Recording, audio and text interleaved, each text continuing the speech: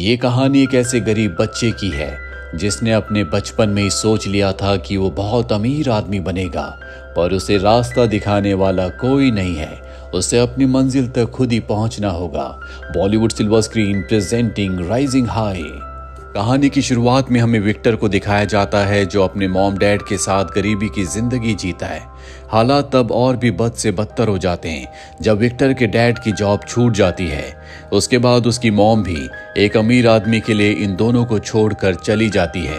Victor उस दिन फैसला करता है कि वो आगे चलकर बहुत पैसे कमाएगा। कुछ साल बीत जाते हैं और अब विक्टर बड़ा हो चुका है। वो शहर जाना चाहता है। उसके डैड उसके जाने से पहले उसे $200 देते हैं और कहते हैं कि शहर में बहुत मेहनत करना और हमेशा खुश रहना। इसके बाद विक्टर शहर आ जाता है जहां उसके पास इतने पैसे नहीं होते कि वो किसी कमरे को रेंट पर ले सके।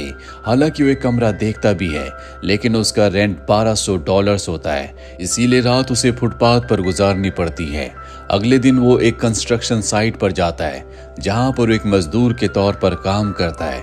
पूरे दिन मेहनत करने के बाद जब पैसों का वक्त आता है तो उसका जो कॉन्ट्रैक्टर होता है वो उसे आधे पैसे देता है और कहता है कि आधे पैसे सिक्योरिटी के तौर पर मैंने अपने पास रख लिए। विक्टर के पास आज भी इतने पैसे नहीं है कि वो रात गुजारने के लिए कहीं पर छोटा मोटा कमरा किराए पर ले सके, इसीलिए वो एक बेंच पर लेट जाता है। बेंच पर लेटे हुए उसे ख्याल आता है कि अगर वो इसी तरह से काम करता रहा तो कभी वो जिंदगी में आगे नहीं बढ़ पाएगा। इसीलिए अगली सुबह वो अपने लिए बहुत अच्छे कपड़े खरीदता है जिन्हें पहनकर उसे कॉन्फिडेंस आता है। जिसके बाद वो एक कैफे में जाकर अपने नकली डॉक्यूमेंट्स बनाता है, साथ ही अपना इनकम सर्टिफिकेट बनाता है जिसमें उसकी इनकम $20,000 है। और अब वो एक रियल एस्टेट एजेंट से मिलता है।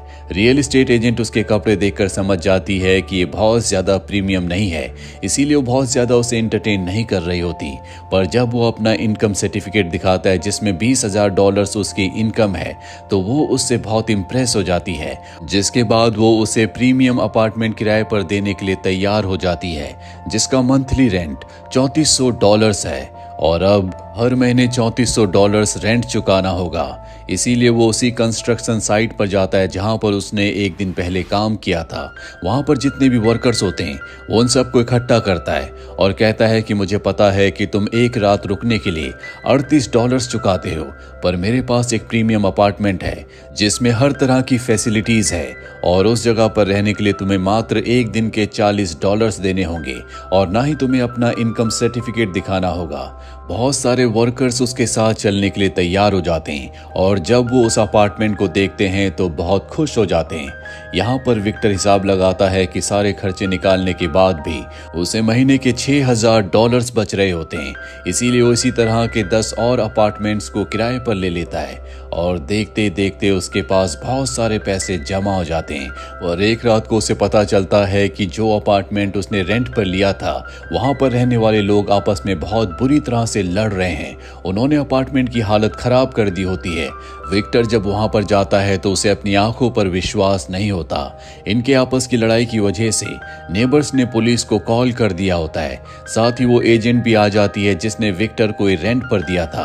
अब अरेस्ट होने के डर से वो पुलिस से भागना शुरू कर देता है। उसके साथ एक और आदमी भागता है जिसका नाम गैरी होता है और जब ये पुलिस से बहुत दूर निकल जाते हैं तो ये एक बार में जाते हैं जहां पर विक्टर गैरी को अपने बिजनेस के आइडियाज बताता है जो उसे बहुत अच्छे लगते हैं। इन दोनों को समझ में आ चुका है कि अगर इन दोनों को अमीर बनना है तो इन्हें रियल एस्टेट के बिजनेस में जाना होगा। ये एक ऑक्शन में जाते हैं जहां पर प्रॉपर्टी नीलाम हो रही होती है, पर ये ज्यादा ऊपर बोली नहीं लगा पाते क्योंकि इनके पास लिमिटेड पैसे हैं। इसीलिए दोनों के दोनों वहां से बाहर निकल जाते हैं जहां पर बाहर एक गार्ड को देखते हैं और अब विक्टर गार्ड से बात करता है। वो कहता है कि हम तुम्हें कुछ पैसे देंगे लेकिन अगले ऑक्शन में तुम्हें हमारी मदद करनी होगी। गार्ड इनकी बात मान जाता है। अब ये अगले ऑक्शन में जाते हैं जहां पर इनके जैसे और भी बहुत सारे लोग प्रॉपर्टी खरीदने के लिए आए होते हैं। गार्ड उन सबको एक दूसरे कमरे में ले जाता है जहां पर ऑक्शन नहीं हो रही होती और ये दोनों के दोनों उस कमरे में चले जाते हैं जहां पर ऑक्शन होती है। इन दोनों के अलावा वहां पर कोई नहीं होता, इसीलिए सस्ते दामों में बहुत सारी प्रॉपर्टी खरीद लेते हैं। अगली ऑक्शन एक बहुत बड़ी बिल्डिंग की होती है जिसकी कीमत होती है $3.5 लाख। इतने पैसे इनके पास नहीं है, लेकिन फिर भी विक्टर बिडिंग करता है और 3.5 लाख में उस 20 फ्लोर की बिल्डिंग को खरीद लेता है। 7 दिनों में इन्हें पैसे चुकाने होंगे, वरना इनके हाथ से बिल्डिंग जाने के साथ साथ इनके ऊपर बहुत बड़ा फाइन भी लगेगा। गैरी विक्टर से पूछता है कि हम इतने पैसे कहां से लाएंगे। वो कहता है कि हम बैंक से लोन लेंगे। इसके बाद ये गैरी की एक दोस्त जो कि बैंक में मैनेजर होती है उससे मिलने के लिए जाते हैं और लोन की डिमांड करते हैं, पर इनके पास कोई भी डॉक्यूमेंट्स नहीं होते। इसीलिए बैंक मैनेजर पूछती है कि तुम्हारे पास सिक्योरिटी के लिए क्या है। विक्टर कहता है कि हमारे पास 20 फ्लोर्स की एक बिल्डिंग है और हर एक फ्लैट की कीमत, हर एक अपार्टमेंट की कीमत $3 लाख है, जिसका मतलब ये है कि उस पूरी बिल्डिंग की कीमत $6 मिलियन है। हालांकि ये सच नहीं होता, उन फ्लैट्स की, उन अपार्टमेंट्स की इतनी कीमत नहीं होती। बैंक मैनेजर जिसका नाम निकोल है वो इनकी बातों में आ जाती है। उसे लगता है कि अगर उसने इतना बड़ा लोन पास किया तो उसे भी प्रमोशन मिलेगा, इसीलिए वो इन्हें लोन दिलवा देती है। इसके बाद विक्टर गैरी के एक दोस्त की मदद से कुछ ऐसे लोगों के नंबर्स निकलवाता है जिन्हें प्रॉपर्टी में इन्वेस्ट करना होता है या जिन लोगों को प्रॉपर्टी खरीदनी है। इसीलिए उन सब क्लाइंट्स को अपनी प्रॉपर्टी पर बुलाते हैं, लेकिन उससे पहले ये खुद उस प्रॉपर्टी को देखने जाते हैं। जब ये अंदर जाते हैं तो इन्हें पता चलता है कि बिल्डिंग की हालत बहुत ज्यादा खराब है। अगर ये किसी क्लाइंट को इस बिल्डिंग को दिखाएंगे तो वो कभी यहाँ पर पैसों को इन्वेस्ट नहीं करेंगे। कल यहाँ पर सभी क्लाइंट्स को आना होता है, इसीलिए दोनों के दोनों अपने एक तीसरे साथी के साथ मिलकर खुद ही एक पूरे के पूरे अपार्टमेंट को पेंट करते हैं। पूरी रात काम करने के बाद इनका काम खत्म हो जाता है। अगली सुबह यहाँ पर सभी क्लाइंट्स आ जाते हैं।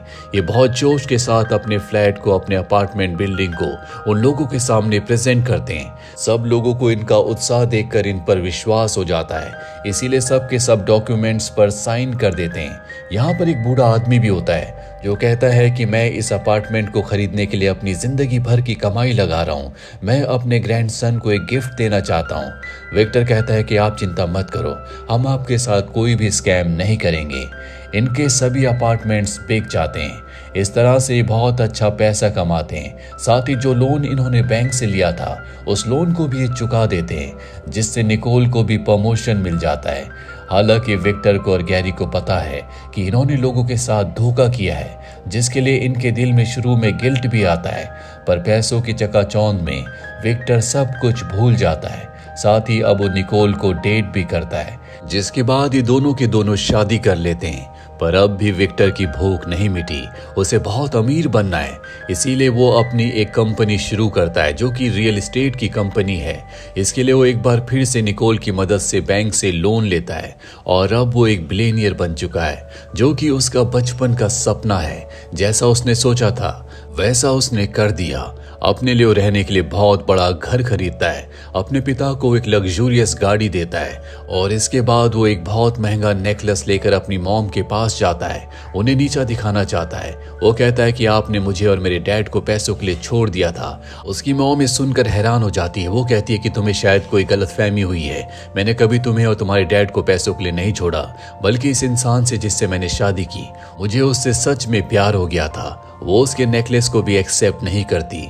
सच्चाई जानने के बाद विक्टर को बहुत दुख होता है। दरअसल आज तक उसने जो भी पैसे कमाए थे वो अपनी मॉम को नीचा दिखाने के लिए कमाए थे, पर जो भी उसका परसेप्शन था वो पूरा का पूरा गलत था। इसीलिए वो बहुत ज्यादा फ्रस्ट्रेट हो जाता है और ये भी तय करता है कि अब वो जितना पैसा उसके पास है उससे कई गुना ज्यादा पैसे और कमाएगा। इसीलिए वो एक इंश्योरेंस कंपनी को खोलता है, जिसके लिए वो बहुत सारे एम्प्लॉयज को हायर करता है। साथ ही अब वो अपनी फैमिली प्लानिंग भी करना चाहता है। जो नेकलेस उसने अपनी मॉम के लिए लिया था, जो कि बेशकीमती है, वो अपनी वाइफ निकोल को दे देता है। जब गैरी को ये बात पता चलती है तो गैरी कहता है कि तुम्हें ऐसा नहीं करना चाहिए था।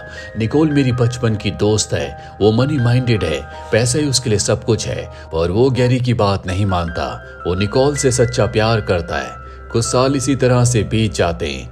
विक्टर की जिंदगी में सब कुछ अच्छा चल रहा होता है। उसने बहुत सारे पैसे बना लिए हैं और एक दिन जब वो गैरी के साथ अपने ऑफिस में गेम खेल रहा होता है, तभी उसकी फाइनेंशियल एडवाइजर वहां पर आती है और बताती है कि हमारी कंपनी के जो अकाउंट्स हैं वो टैक्स अथॉरिटी के पास गए हैं। उनके मुताबिक हमने $मिलियन के टैक्स नहीं भरे, जल्दी हमें वो टैक्स भरने होंगे, वरना हमारी कंपनी के ऊपर बड़े बड़े लीगल एक्शंस लिए जाएंगे।